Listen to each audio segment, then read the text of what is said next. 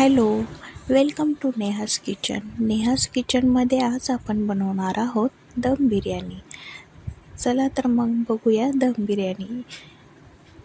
इथे मी तेल गरम केलेलं आहे, त्यामध्ये मिरच्या टाकून घेतलेल्या आहे.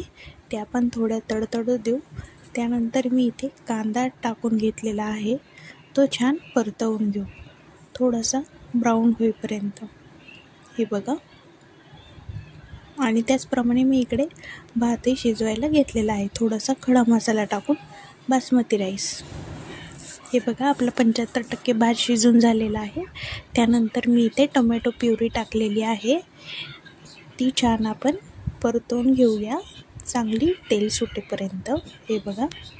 त्यानंतर मी इथे अद्रक लसूणची पेस्ट टाकलेली आहे, तीही छान आपण मिक्स करून घेऊया. हे बघा, छान मिक्स करून घेऊया आपण इथे. त्यानंतर आपण इथे ॲड करणार आहोत एक मिनिट. हे बघा, हळद, मिरची आणि चवीनुसार मीठ ॲड करून घेतलेलं आहे मी इथे, आणि तेही छान आपण मिक्स करून घेऊया.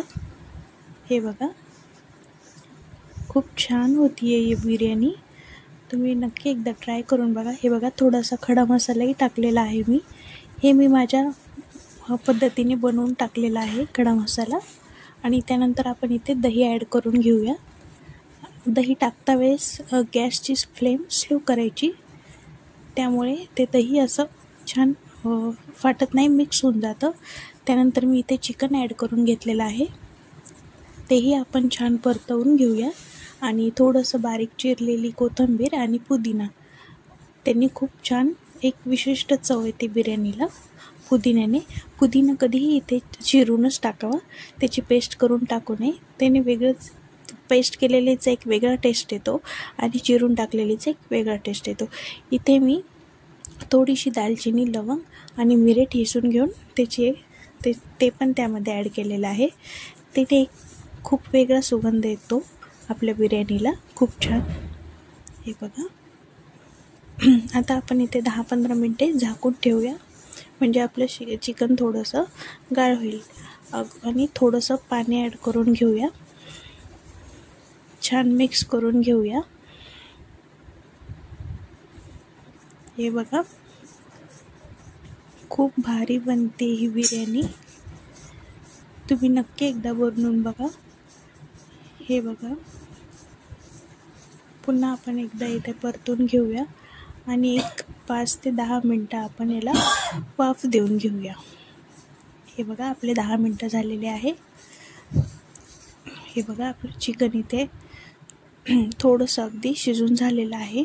बाकीचं राहिलेलं आपण दमवरती सोडणार आहोत. हे बघा,